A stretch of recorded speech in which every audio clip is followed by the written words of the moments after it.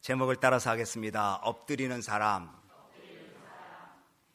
본문 8절을 보면 모세가 땅에 엎드려 경배했다고 말합니다.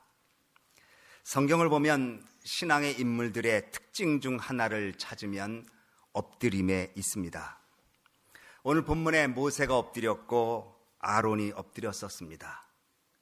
그래서 그들은 민족의 지도자여 이스라엘 백성을 이끄는 사역을 감당할 수 있었습니다. 여호수아가 엎드려서 모세 후계자 역할을, 하늘의 능력을 받았습니다. 엘리야는 갈멜산 꼭대기로 올라가서 땅에 꿇어 엎드려 비가 오지 않고 하늘이 막혀있는 그 상황에 엎드려 기도할 때에 하늘의 문이 열리고 비가 내렸습니다. 인구조사한 후에 하나님의 심판을 받아 하루에 7,000명이나 죽는 온역이 들끓는 상황에 다윗이 장로들과 더불어 굵은 배를 입고 엎드려 얼굴을 땅에 대고 기도할 때에 재앙이 물러가는 은총을 받았습니다. 로마의 백부장인 고넬료가 예수님의 사도인 베드로 앞에 엎드렸을 때에 엎드리지 마라, 나도 사람이라고 하는 음성을 들었지만 이방인에게 구원이 임하고 이방인에게 성령이 임하고 세례가 베푸어지는 역사가 고넬료가 엎드림을 통해서 있었습니다. 예수님은 십자가의 죽음을 앞두고 겟세마네 동산에서 엎드려서 기도합니다. 그리고 인류 구원의 대역사 십자가를 감당합니다. 복음서에 나오는, 아니 성경에 나오는 수없이 귀한 신앙의 인물들이 모두 엎드릴 줄 아는 사람이었기에 하나님은 그들의 엎드림 때문에 놀라운 일들을 이 땅에 베풀어 주었습니다.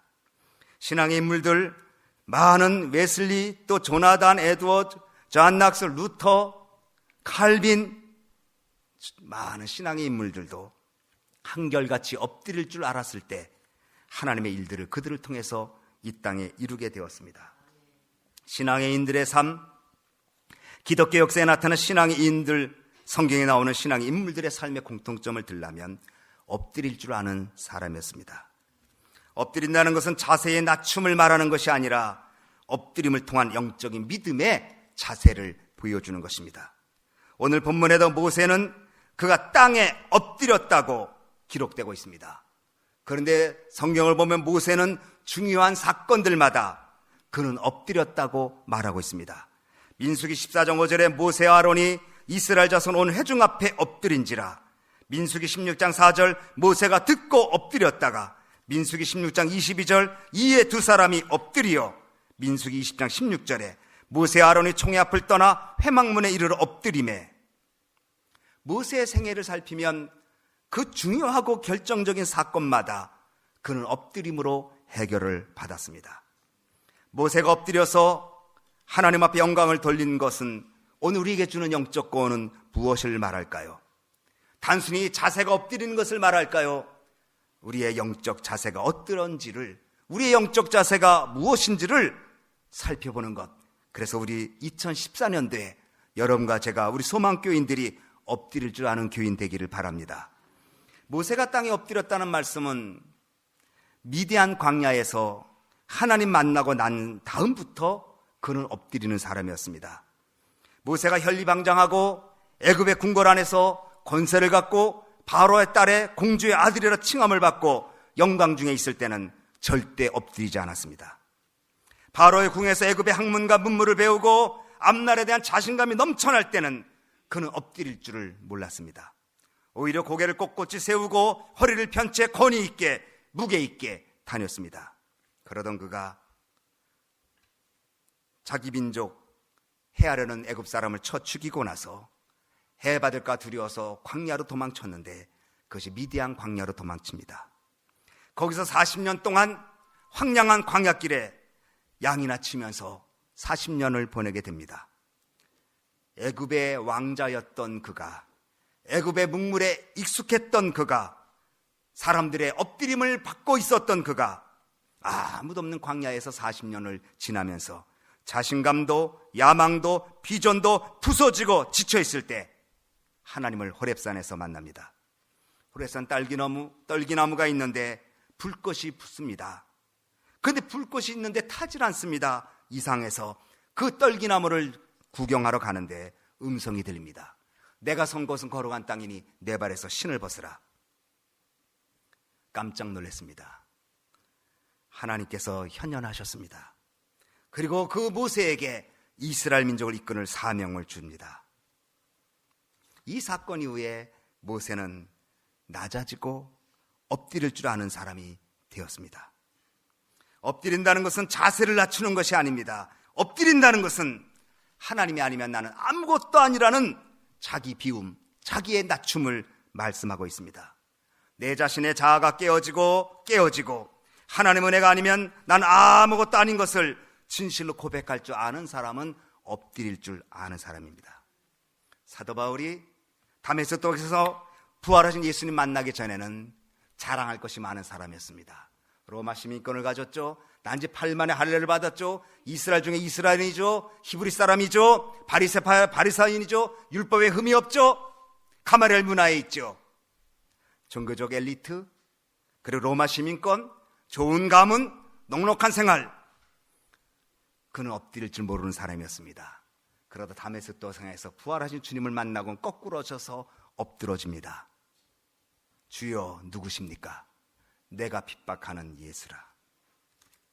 그때부터 바울도 엎드릴 줄 아는 사람이 되었습니다. 그의 아버지 조지 뮬러의 생애를 연구하면서 그 전기를 쓴 피올슨 박사가 한 번은 조지 뮬러에게 이렇게 물었다고 합니다. 5만 명의 고아를 먹였던 사람이죠. 아니 5만 번의 기도응답을 받았던 사람이죠. 많은 고아원을 세웠던 사람입니다. 돈 한 푼 없이 큰 일을 이뤘습니다. 어떻게 그렇게 기도응답과 아름다운 삶을 살 수 있었습니까? 어떻게 당신은 하나님의 영광을 위한 삶을 살고 기도하는 대로 응답받고 살았습니까? 이때 조지 뮬러가 이렇게 대답했습니다. 피올스 박사님, 내가 죽던 날이 있었습니다. 하나님 앞에서 나의 자아가 깨어지고 내 존재가 땅에 떨어지고 나는 아무것도 아니라고 하는 그 사건이 있었습니다. 하나님께 항복했습니다. 그 이후로 나는 하나님께 온전히 맡기고 사는 사람이 되었는데 그 이후부터 하나님은 나를 축복하셨습니다. 하나님 앞에 깨트려진 자, 하나님 앞에 엎드려진 자를 하나님은 쓰십니다. 갈라디아서 2장 20절에 내가 그리스도와 함께 십자가에 못 박혔나니 그런즉 이제는 내가 산 것이 아니요 오직 내 안에 그리스도께서 사신 것이라. 내가 십자가에 못 박힌 경험, 내 자아가 십자가에서 죽은 경험, 깨어진 경험이 내 안에 예수께서 사시는 경험으로 이어집니다. 인간이 죽는다는 것은 아무도 부정하지 않습니다. 인간이 죽는다는 것을 인정하고 인생을 생각하는 것은 세상 종교와 철학입니다. 그러나 살아있음에도 불구하고 나는 죽었다고 고백하고 새로운 존재로 살아가는 것은 기독교인 신앙, 우리의 믿음뿐입니다. 나라는 존재가 십자가에 못 박아버리고 우리 주님 예수와 함께 살아가는 자로 사는 삶은 하나님 앞에 엎드린 사람입니다. 자신을 엎드림은 자신을 낮춤이지만, 자신의 비움이지만 그 속에 하나님의 은혜로 채우는 낮춤이고 비움인 것을 알아야 합니다. 하나님 앞에 귀하게 쓰임받은 사람일수록 엎드릴 줄 아는 사람입니다. 주님, 모든 것이 주의 은혜로 살았습니다라고 고백하게 되는 것입니다. 또한 모세가 엎드렸다는 것은 그의 겸손을 의미합니다. 민수기 14장 5절에 보면 모세와 아론이 이스라엘 온 회중 앞에 엎드렸다고 말합니다. 온 회중이 소리를 높여 부르짖으며 밤새도록 백성이 곡하였더라. 이스라엘 자손이 다 모세와 아론을 원망하여 온 회중에 그들에게 이르되 우리가 애굽 땅에서 죽었거나 이 광야에서 죽었다면 좋았을 것을 어찌하여 여호와가 우리를 그 땅으로 인도하여 칼에 망하게 하려 하는고 우리 처자가 사로잡히리니 애굽으로 돌아가는 것이 낫지 아니하랴. 이에 서로 말하되 우리가 한 장관을 세우고 애굽으로 돌아가자 하매 모세와 아론이 이스라엘 자손 온 회중 앞에서 엎드린지라. 민수기 14장 1절 5절입니다. 가나안 땅 12정탐꾼을 보냈습니다.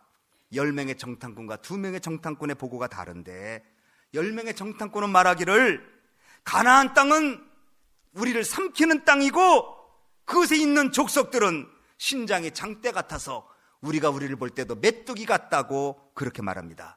이 말을 듣고 우리를 삼키는 땅이다, 우리는 메뚜기다라고 하는 말을 듣고 온 이스라엘 백성들이 통곡합니다. 모세 아론을 원망합니다. 차라리 애굽으로 돌아가게 해주십시오. 이때 모세 아론이 무슨 소리냐고 고함을 지르지 않았습니다. 모세 아론이 그 백성들 앞에 그 자리에서 엎드렸습니다. 모세 아론이 무엇을 잘못했습니까? 하나님 약속한 대로 인도하고 있을 뿐이었습니다. 믿음이 없고 약속의 말씀을 신뢰하지 못하는 백성들이 문제였지 어찌 모세와 아론이 잘못입니까? 그런데 모세와 아론이 그 자리에서 땅에 엎드립니다. 백성들보다 더 낮아집니다. 엎드림은 무릎을 꿇음보다 더 낮은 자세입니다. 남을 자기보다 낮게 여기는 마음의 자세입니다. 그러므로 모세가 백성 앞에서 엎드렸다는 것은 당신들의 마음을 내가 받겠습니다. 당신들이 얼마나 힘들면 돌아가겠다고 그렇게 말하겠습니까? 그들의 아픔과 눈물을 받아주는 겸손과 헌신과 섬김의 마음인 것입니다. 그러므로 엎드릴 줄 아는 사람은 지혜로운 사람입니다. 자기의 정당성을 얘기하면서 꼿꼿이 세우는 사람은 오히려 부족한 사람입니다. 겸손한 사람은 엎드리는 사람입니다. 모세가 엎드렸습니다. 그런데 모세가 백성들 앞에서 엎드리자 놀라운 일이 생깁니다. 민수기 14장 10절에 하나님의 영광이 회막 앞에서 이스라엘 자손에게 나타났다고 말했습니다. 여러분이 낮아지면 주님이 영광을 받으십니다. 여러분이 낮아지면 상대방의 마음을 얻을 수가 있습니다. 여러분이 엎드려지기만 하면 여러분은 하나님의 영광을 드러내게 되는 것입니다. 우리들이 조금만 낮추어도 사실은 모든 게 달라집니다.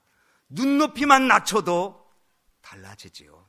생각만 낮추어도 달라지지요.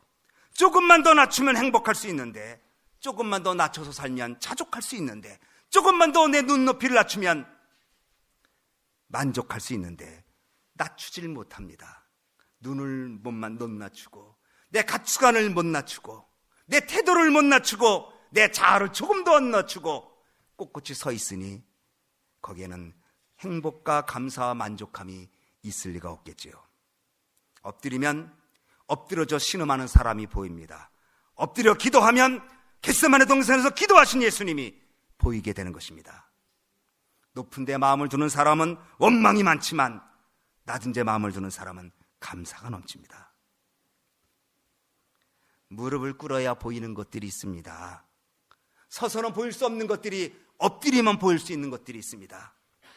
여러분의 삶에 여러분이 낮추기만 하면 은혜와 감사로 다가올 텐데 낮추지 못했기 때문에 원망으로 바뀌는 것이 얼마나 많습니까? 어떤 랍비가 제자와 함께 길을 걸었습니다. 제자가 질문합니다. 선생님은 말씀하실 진리는 어디를 가든 진리가 있다고 말씀하십니다. 조약돌처럼 늘려있는 것이 진리라고 말하는데 왜 세상 사람들은 진리를 발견하지 못할까요? 왜 진리를 깨닫지 못할까요? 이때 랍비가 이렇게 말했습니다. 진리는 사람들 주변에 조약돌처럼 허다한데 사람들이 허리를 굽히지 않기 때문에 진리의 도를 주술 수가 없지. 그렇습니다. 낮춰야 합니다. 룻이 허리를 굽힐 때 보아스 밭에서 이삭을 주울 수 있었습니다. 교회는 보아스 밭과 같은 곳입니다. 여러분이 교회에서 은혜 받고 싶으면, 정말 하나님의 은혜가 내 속에 가득하길 원하면, 하나님의 사랑과 은혜로 충만하기 소원하면 여러분은 엎드려야 합니다.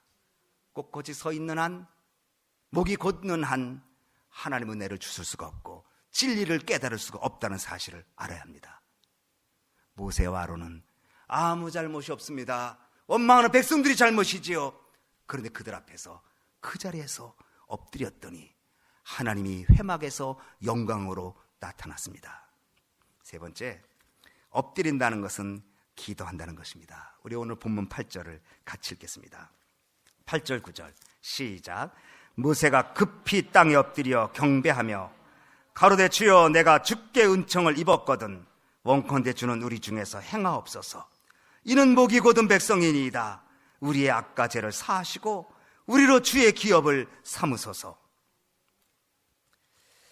이때 배경은 모세가 십계명을 2번 받을 때입니다. 한 번은 시내산에 올라가서 십계명을 하나님 만들어주신 십계명을 받고 있을 때에 이스라엘 백성들이 금송아지를 섬기잖아요. 귀걸이에 있는 금을 다 뽑아서 우리를 인도해낸 신이라고 금송아지를 만들고 이것이 하나님이라고 고백하고 거기서 먹고 마시고 춤을 추고 있을 때 내려가게 하셨죠. 하나님이.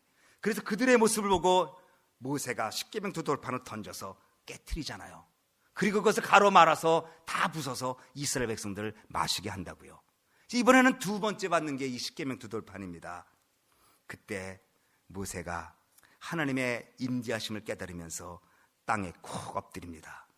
그리고 기도하기를 세 가지를 기도합니다. 주님, 내가 주께 은총을 입었거든 주는 우리 중에서 행하옵소서. 임만을 해달라는 거예요. 하나님의 선택된 백성인데 우리가 지금 범죄하였는데 우리 떠나지 마시옵소서. 하나님이 떠나면 우리는 아무것도 아닙니다.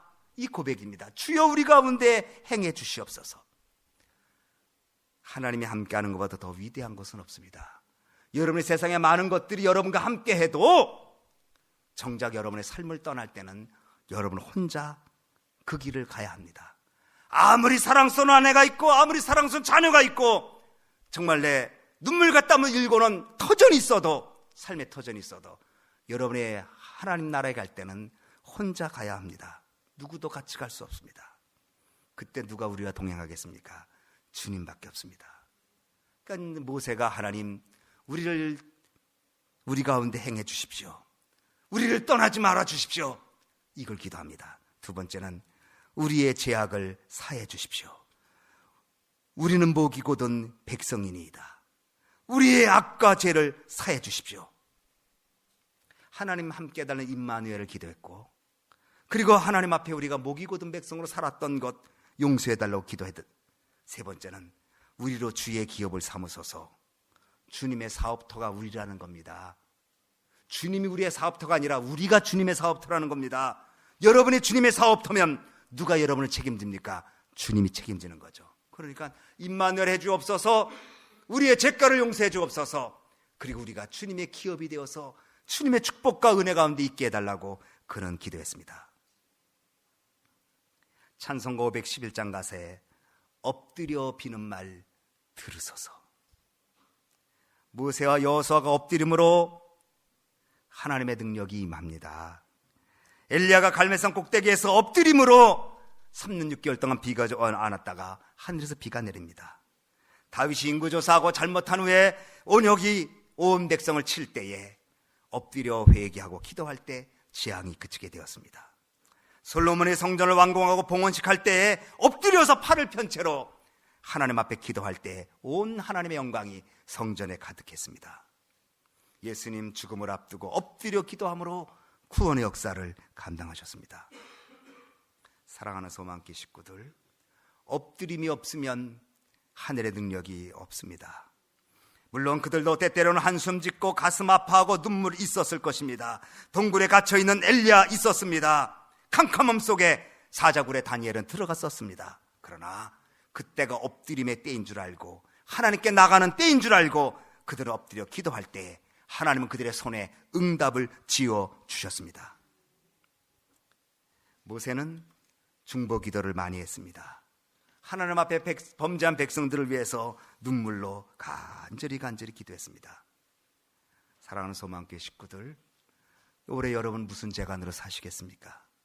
무슨 능력으로 여러분이 올 한 해도 승리하겠습니까?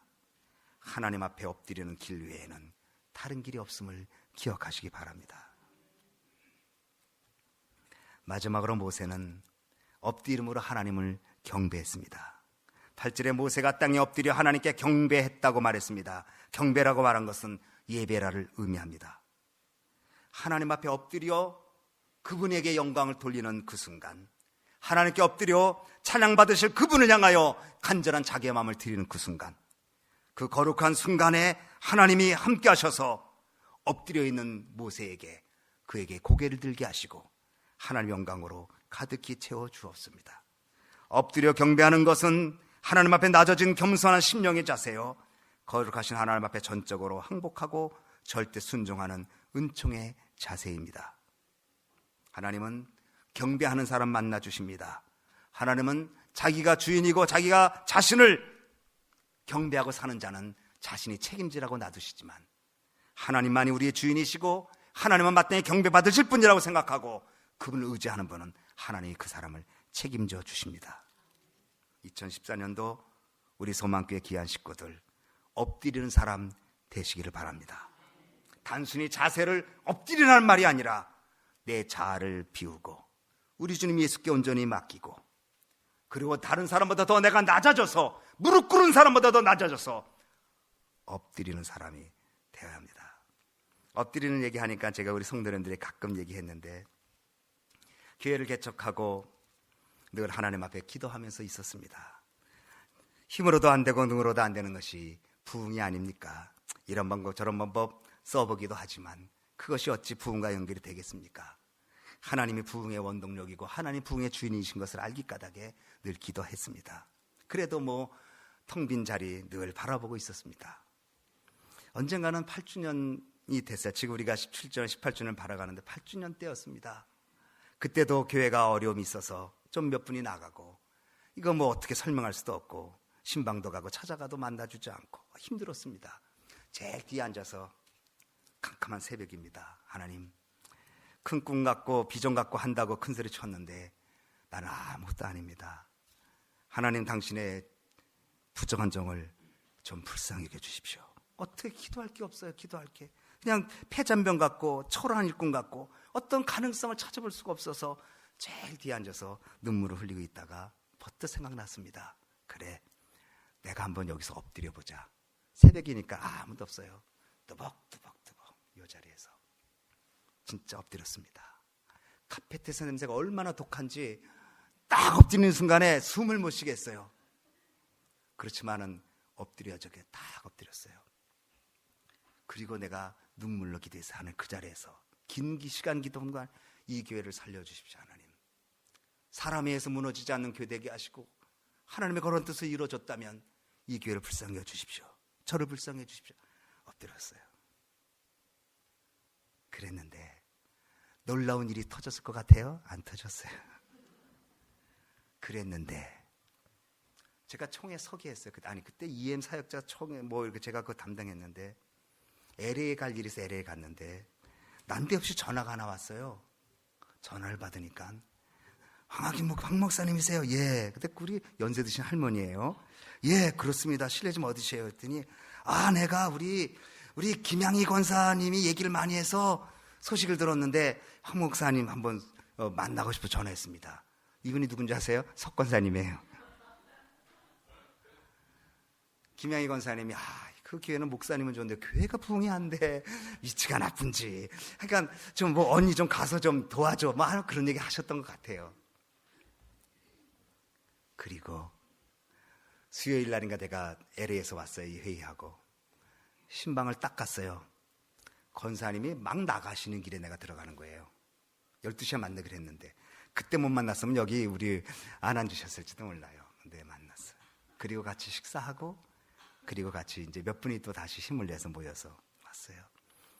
여러분, 엎드렸다고 당장 엄청난 큰 축복이 쏟아진 건 아니지만, 엎드렸다고 모든 문제가 없어진 것도 아니지만, 중요한 것은 하나님이 살아계심을 보여주는 과정에 있었습니다. 엎드리지 않으면 이길 수 없습니다. 내가 그 사람보다 더 낮아져야 그 사람 마음을 얻을 수가 있습니다. 내가 그 사람보다 위에 서 있으면 절대 그 사람 못 얻습니다.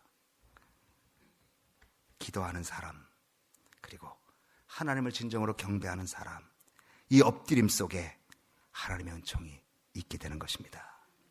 모세의 지도력은 그의 말이 아니라 엎드림에 있었습니다. 엘리야의 기적은 그의 영역이 아니라 하나님 주시는 능력, 엎드림에 있었습니다. 예수님의 승리는 바로 겟세마네 동산에 엎드림에 있었습니다. 다윗도 베드로도 실패하고 넘어졌지만 엎드렸기 때문에 다시 일어설 수 있었습니다. 엎드리는 사람만 겟세마네 동산에 엎드려 기도하는 주님을 볼 수가 있습니다. 엎드리는 사람만 엎드려 있는 사람을 일으킬 수가 있습니다. 엎드리는 사람만이 하나님의 기적을 체험할 수가 있습니다. 우리 사랑하는 귀한 식구들, 올해 엎드리시지 않겠습니까? 여러분의 마음의 자세를 다 내려놓고, 오 주님, 제가 이제 주님께 항복하고 주님께 엎드리겠사오니 엎드려 비는 말 들으소서. 이 은총이 여러분의